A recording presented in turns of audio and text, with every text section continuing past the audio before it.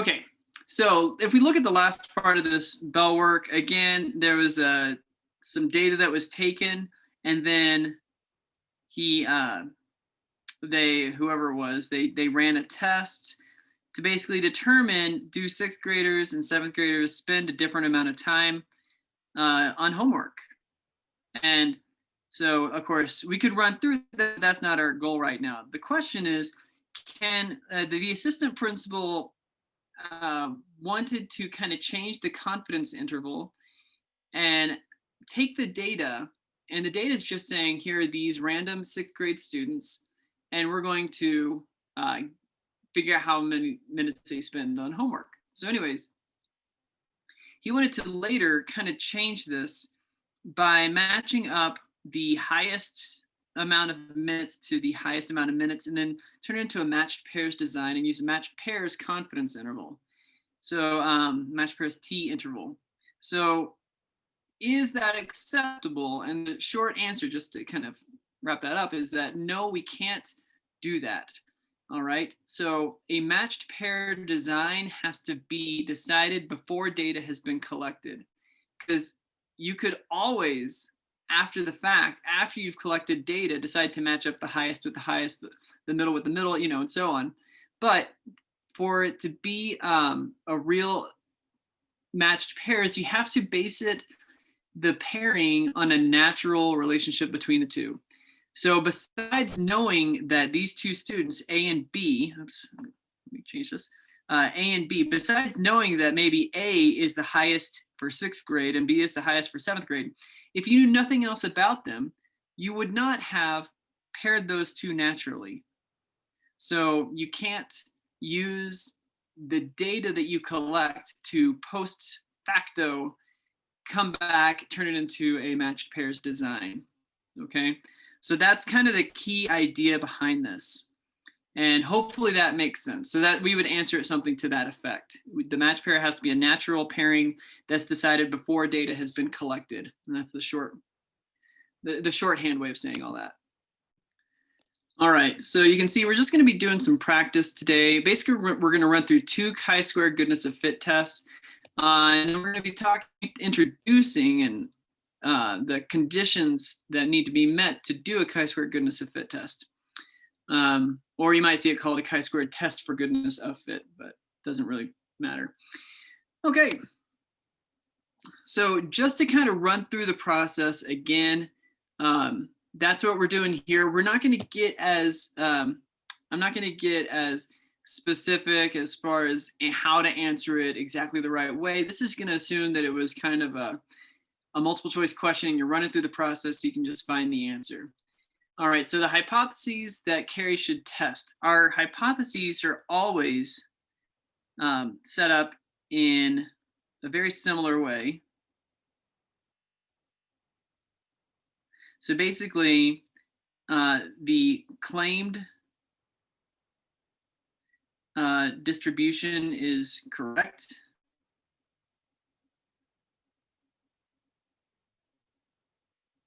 Or sorry, the claimed, I mean, you could say correct, is true. And I'll explain this again.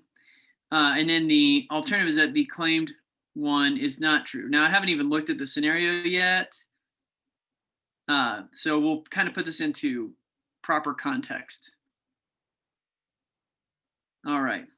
So here our scenario. Carrie made a 6-sided die in her ceramics class and rolled it 90 times. To test if each side was equally likely to show up, the table summarizes the outcome of her 90 rolls.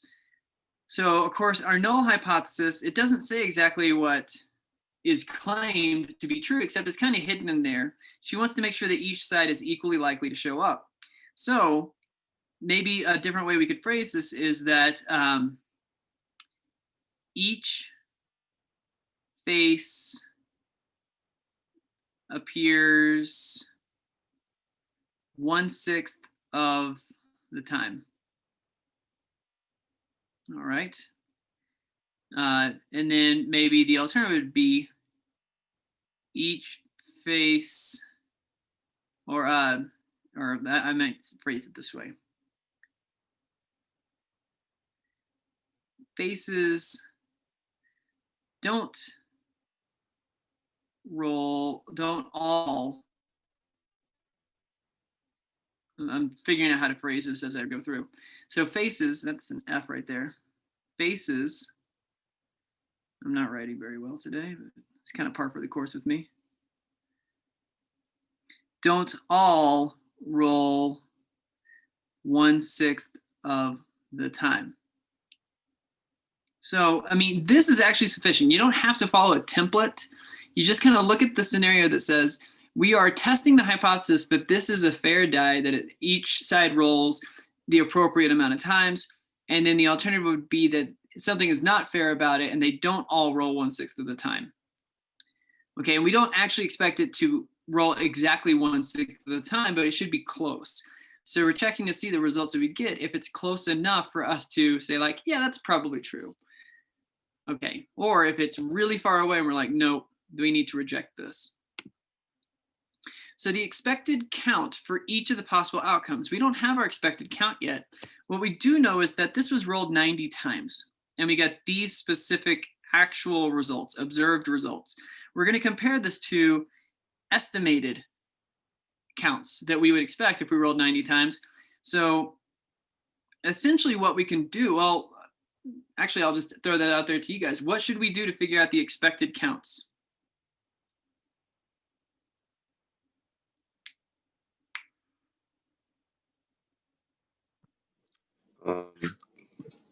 Take 90 and multiply it by 1/6.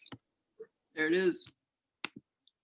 So in reality, all of these faces, according to our expected probabilities for these, we are at 1/6 for all of them. So really we can just take 90 multiplied by 1/6. So 90 times 1/6 is 15. So we would expect all these to be 15. All right. So these are expected. All right, so we did that. We calculated it out. Now remember, it's important to kind of understand that we're multiplying this 90 times each of our probabilities, and they all happen to be 1/6, so it's no big deal. But in our example yesterday, we had different probabilities for each one, and in our next example, we're going to have different probabilities for each one. So we're going to have to calculate it. You know, if in our example yesterday, we had 9 categories, we had to multiply and figure out expected counts 9 different times. And I did that for you, but there's the idea. I'll just move ahead, assuming that's clear enough. We want to calculate the value of our chi-square statistic, and we are not going to calculate this by hand. What we want to do is we want to take our our observed values, our observed counts, I should say. I keep wanting to say values, but it's our observed counts right here. This can be list 1. Our expected counts would be list 2, and plug that into your calculator, and you do have on your calculator the chi-square goodness of fit test. So I will just pause here for a little bit, and I will leave that blank, and someone can plug that in as soon as they've calculated the chi-square. All right, so I was able to get that answer as well, 14.4. Hopefully everyone was able to do that. Remember, once you plug in your list 1 and list 2, all you need to do is go into your stat tests. Down toward the bottom, it's your chi-square GOF, goodness of fit test, and it's pretty straightforward. It's one of the easier things to plug in and have the calculator do for you. All right, so as a reminder, that last row of your calculation shows the contribution. So each data point gave a different amount that added up toward your total chi-square value of 14.4. And you can scroll across and see like where the biggest contributions came from, and we'll talk about that next. But you can see that the biggest contribution, the second one, is 11.3. So obviously 28 compared to the expected count of 15 is going to be a huge difference. So there you go. That's something that you can use to help interpret this a little bit. All right, so what we skipped over was when you're doing your chi-square statistic, I had you run it, but what degrees of freedom should you have used here?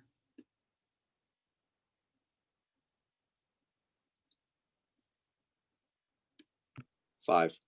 5. We got 6 categories, 1 through 6 for the faces. So 6 minus 5 or 6 minus 1 gives us 5 degrees of freedom. All right, so keep in mind now, a question came up in 5th hour and it's a good one.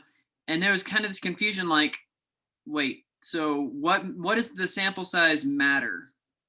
You know, if it's 90 or anything else. Now, we've already seen we use the sample size to figure out our expected counts, but the sample size is going to matter in a minute when we get to our conditions. So there are times when we need to look at the number of categories, and that's one kind of variable that we need to be aware of. And then sometimes we want to look at the sample size. And hopefully it's not too confusing how we distinguish when to use which. So let's go ahead and move forward. So we calculated a p-value. If you're looking at your, I'm going to write it down. The p-value from the calculator was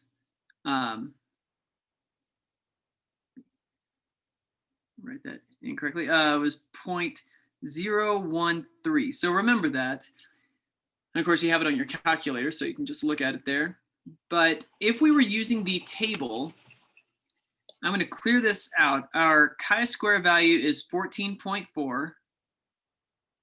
No, I don't want to write it yet, sorry. So our chi-square is 14.4. Our degrees of freedom is 5.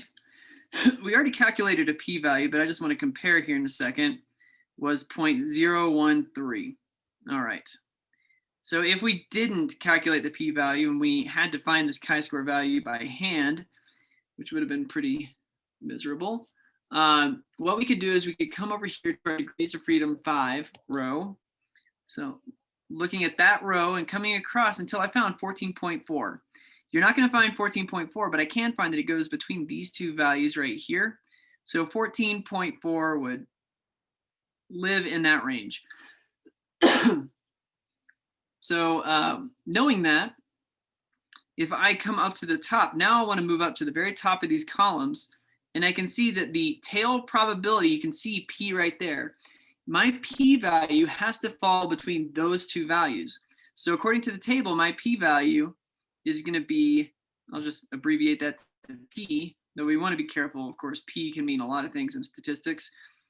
It's going to be between 0.02 and 0.01. This is sufficient enough to be able to reject or fail to reject the null.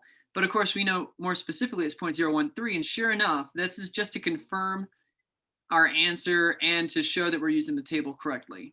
We did get between 0.01 and 0.02 when we did our calculation. So that's all well and good. Okay, so there's the table. We could have answered either one of these ways.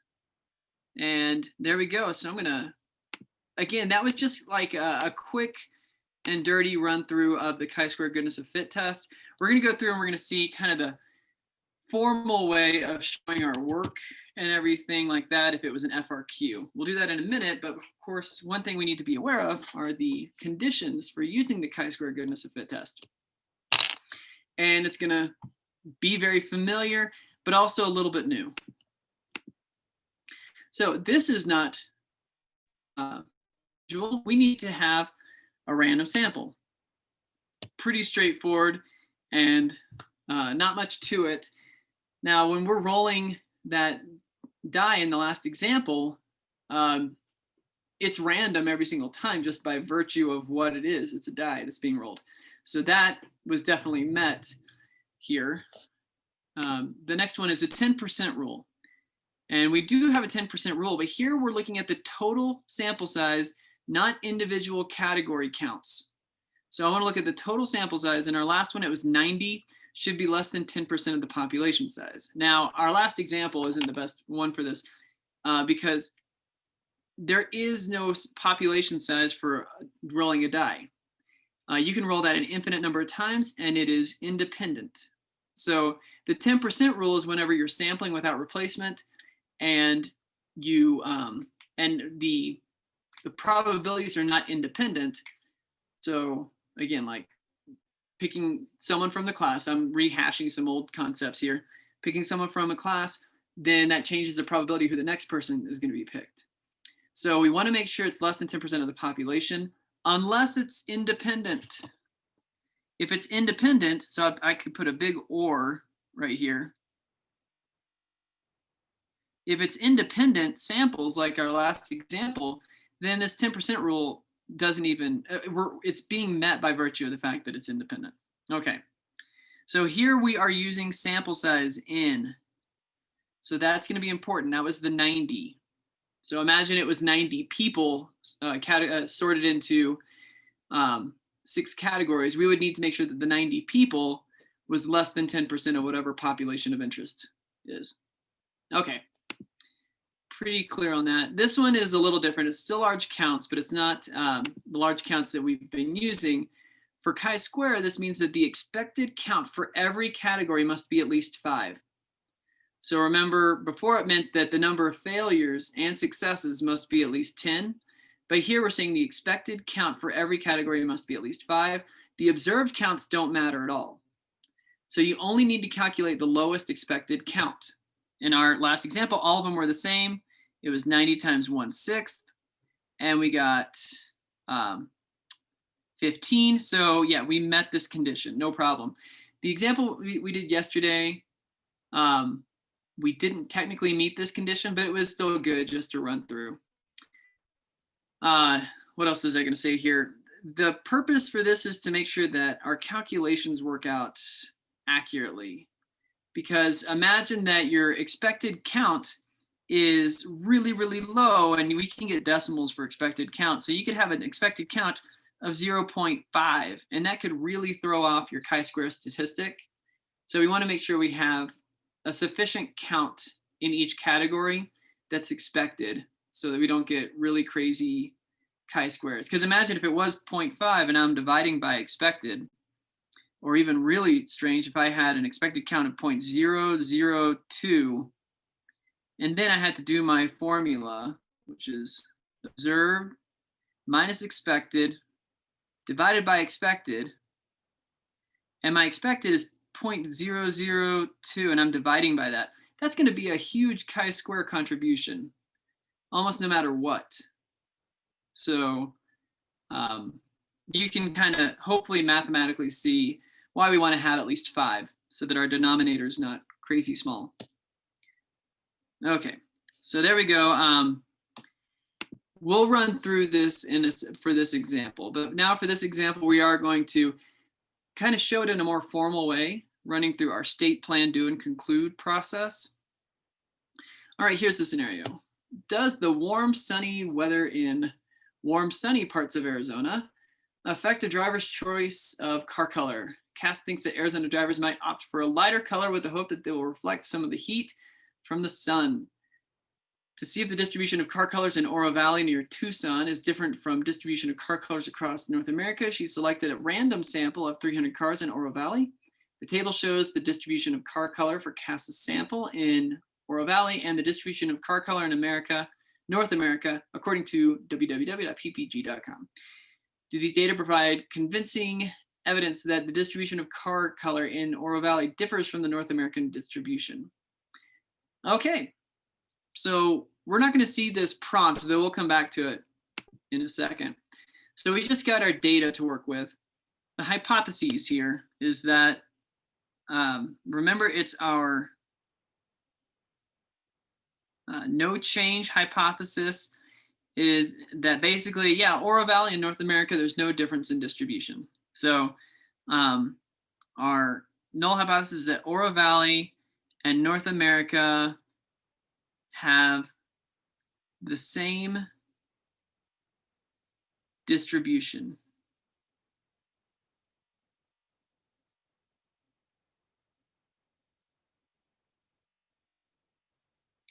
Okay. The other possibility is that Oro Valley and North America do not have the same distribution. And I should really be a little more specific here. Hopefully you guys are thinking the same thing. Distribution of car colors.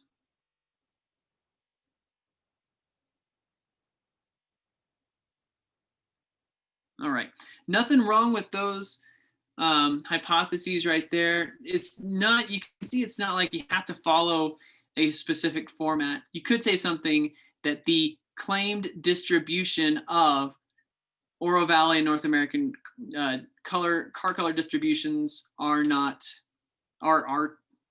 same. Anyways, you can make it more formal sounding, but this gets the idea across.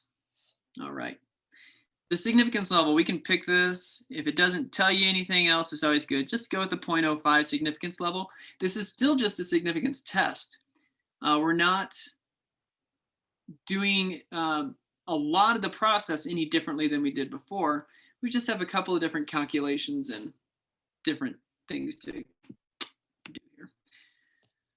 All right, the name of the test is, the name of the procedure has already been given, but if you wrote just chi-square goodness of fit, you would want to write it out, goodness of fit.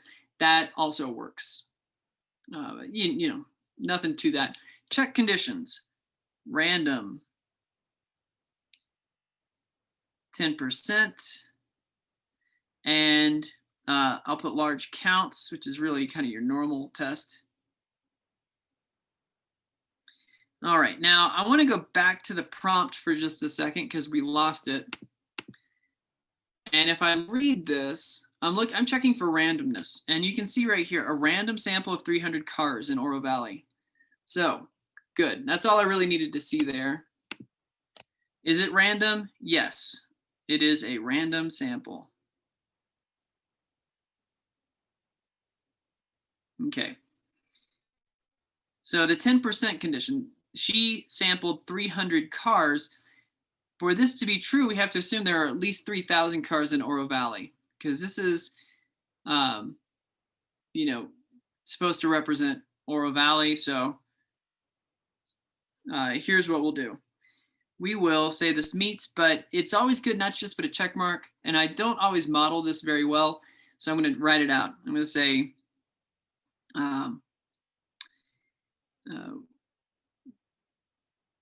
this condition is, so let me kind of write out how I'd say, this condition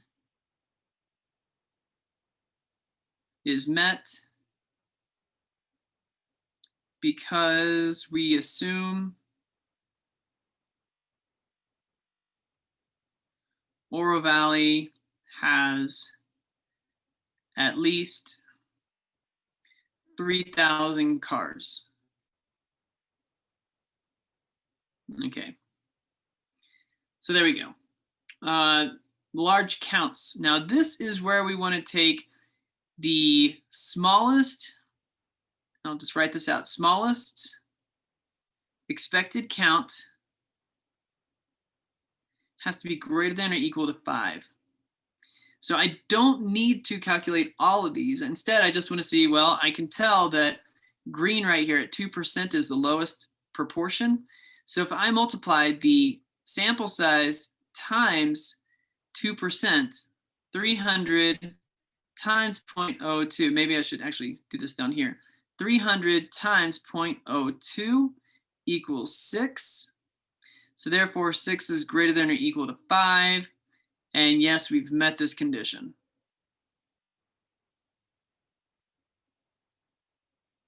So there we go. Not anything to it besides that.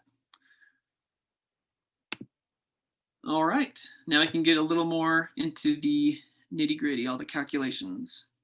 So one of the things that we haven't done is like, how do we show any work for this test? We're just plugging it into lists and letting the calculator do its thing. So we will get to that in a minute, but we do want to show some work. And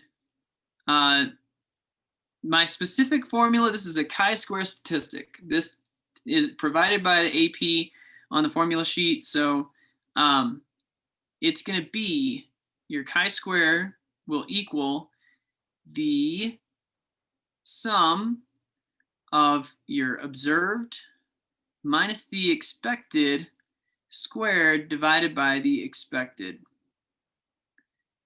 All right. There's not much more to it now, but now we can actually run through and figure out what the expected values are. So to do that, I want to take the sample size. The expected count is going to depend on your sample size. So it's a total of 300 cars. I want to multiply it by each of these percents. And I do have to do this 8 different times because there's 8 categories here. And I want to multiply all this out and figure out the expected counts. All right, so you guys can do that.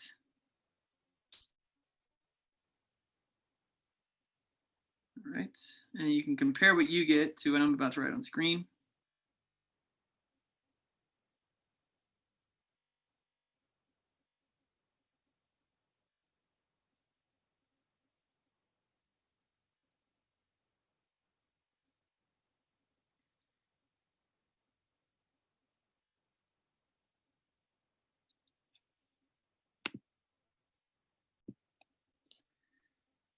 So at this point, we need to convert it into counts like we said, but we've done it. Or maybe you're finishing up. There's list 1, there's list 2. It's always a good idea just to keep your observed values as your first list and then your expected values as your second list. Plug those into your calculator. You can go ahead and calculate your test statistic, and which is going to be your chi-square, and you can find your p-value right now. So I will just leave those blank right there, and as soon as you guys have your list plugged in and you've calculated, you guys can fill in what those answers are. All right, so you can imagine, so you guys ran through, plugged it in, had the calculator do a bunch of work for you, which is exactly what you should be doing. But of course, you might be thinking, well, this isn't enough to really show that I know what I'm doing. And that is true, that we wouldn't want to just leave it like this and move on. So keep in mind that the calculations that we're skipping over are the ones that would take us a very long time, which is to run this observed minus expected squared divided by expected for each one of these. That would just take so long. We don't want to do that. So what we can do is we could show what it would look like if we were to do it. And so here's what I mean. I'm going to take this calculation, I'm going to add it up. I'm going to look at the very first line and the very last one. Okay, and this is going to be sufficient. You'll see what this will look like. So in this first example, my observed value is an 84. So I'm going to write 84 minus the expected was 69. And I'm going to square that and divide it by the expected, and we're good to go. So I just want to write that, and that's it. It shows that I'm plugging the correct values into my chi-square, plus dot, dot, dot, plus, and then I want to go to the very last one. My observed here was 39 minus 21, square that, and the expected is 21, equals, and then my test statistic is 29.92. Now we are not actually doing those calculations, but we are showing how it would properly be set up. And so that's how you can show your work. So hopefully that makes sense for you. Okay, now the next part of it for the picture, it's also a good idea always to draw a picture. Could you maybe get by without a picture? Yes, but it's not a good idea. You want to kind of show, we've been working with normal and t-distributions up until now. And, you know, those are pretty, hopefully kind of second nature for you at this point to be able to draw one of those distributions and show where your test statistic ends up and your p-value, all that. Well, we're working with chi-square statistics now, which have a right skew to them. And, you know, you could draw this, but honestly, I wouldn't know where to put a 29.92. Like, is that supposed to be here? Is it supposed to be here? I mean, I don't know exactly where 29.92 is. So this is where we can use a calculator again. If you run your chi-square statistic one more time, or your test, so again, stat tests, goodness of fit, but at the bottom, rather than calculate, go to the right and choose draw, and it'll give you something to work with. Now, when you do it in this case, this is a very, very small p-value, which tells you your 29.92 is pretty far out. So I'll just pick some random spot. We don't have to be super accurate, but I'm going to say that's where my chi-square statistic is. And I'm looking for this area right here, which is my p-value. Okay. Now, in some cases, your chi-square will be, further back, and you'll be able to kind of pretty accurately draw where it's supposed to go. But if you use your calculator to guide your picture, then that's a good thing. And this is, again, just showing that you're conceptually conveying that there is a big curve that shows all the chi-square probability. And where my chi-square statistic is, from there to the right, is the actual p-value, the probability of getting that value or more extreme. Okay. So hopefully this kind of fits into everything that we've been doing. It doesn't look vastly different aside from the new formula that we're working with. But I mean, it's still just a significance test. Okay, so I'm going to clear this out. And just as a reminder, one more time of how to use the table in case, for whatever reason, you need to use the table. This was 7 degrees of freedom because it was 8 categories we were working with. 29.92 is our chi-square. And if I come all the way over on this row, I can see that 29.92 is going to be off the chart this way. So that tells me that my p-value is going to be less than 0.0005. And we already calculated it by hand, but we can see right here, this is sufficient for us to conclude for this test. All right, I'll just call that good and move forward. So now we can actually write our conclusion. This will be a very familiar conclusion because our p-value was less than the significance level, and I'll put 0.000098 was less than 0.05.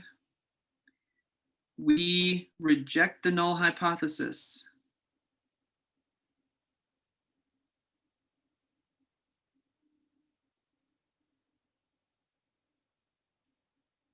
There is sufficient, or there is convincing evidence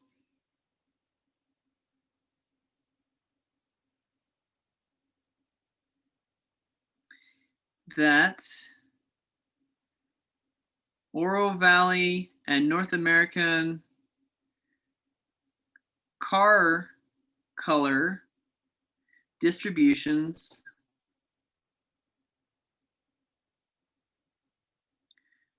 are different.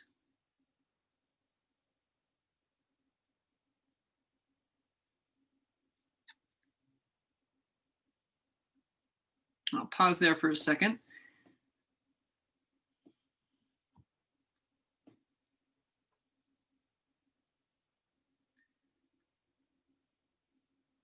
Okay. So it's a very similar conclusion that we did compared to any other inference test that we have looked at. Now, the last part of this is we've already kind of looked at something that would help answer this. So if there is convincing evidence of a difference, and yes, there is, perform a follow-up analysis. I'm not sure if this is something that AP would ask you, but it could very well be. Like, it might ask for more analysis, more interpretation.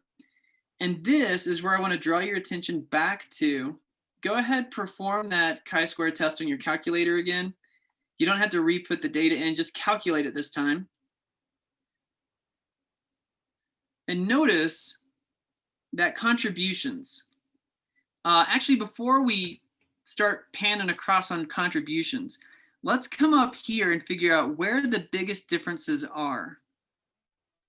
So let's see, this is 54, this is 48, 45, 30, 27, 6, and 21. Okay, so we get our chi-square contributions based on where the expected and the observed are at their biggest relative difference. So let's kind of rule out ones that didn't really contribute a great deal. Silver, we expected 45, we got 46. That's pretty much spot on. Same with red, blue, and green. These didn't contribute much. In fact, right now, before we even get too much further, if you scroll right on your contributions and you go to the 4th, 5th, 6th, and 7th contributions, you're going to see that those numbers are practically zero, or in the case of green, it is 0. So those numbers, those are all the numbers that we added up in order to get our 29.92. So those contributed very little, which means those did not differ from what we expected. But some colors did. And it's not just the absolute difference that matters here, because white was more than expected by 15. Black was less than expected by 16. Gray was less than expected by 17. That's a 48 right here. So that's a negative 17. And other was more than expected by 18. It's not the absolute difference that matters a whole lot. It's the relative difference between them. So notice that 15 was the difference out of an expected count of 69. 16 was the expected difference out of a count of 54. Oops. 54. 17 was the expected count out of a difference of 48. And here's the big one. 18 was the expected, was the difference out of an expected count of 21. So relatively speaking, this one probably contributed the most. And then this one maybe would be the second biggest contributor, then this one and this one. So it looks like if we were to rank these 1, 2, 3, and 4 biggest contributors to our chi-square value. And now we can actually look at our contributions. We can see, well, the first one contributed, I'll just write these numbers in as we go through. This contributed 3.26. The next one contributed 4.74. The next one contributed 6.02. And if we go all the way to the right, we'll have to scroll a little bit. Wow, we get a whopping 15.43 contributed there. Just those 4 contributions alone basically got us up to the 29.92. So this is where we can kind of analyze and say where the differences are. Oh, other had the biggest contribution, then gray, black, and white. So that's something that you can do as kind of a follow-up analysis. Okay, so that's pretty much it for today. Hopefully kind of just tied in with everything from yesterday, so it's just helping to reinforce some ideas. No new homework. Let me clear this real quick. So there's no new homework, but you want to, again, look over chapter 26, and you can work on last night's homework. If you have any questions, of course, you can stick around. We're going to be looking at the chi-square test for homogeneity tomorrow. So that's basically it for today. Have a wonderful day, but stick around if you do have any questions, and I'll be available.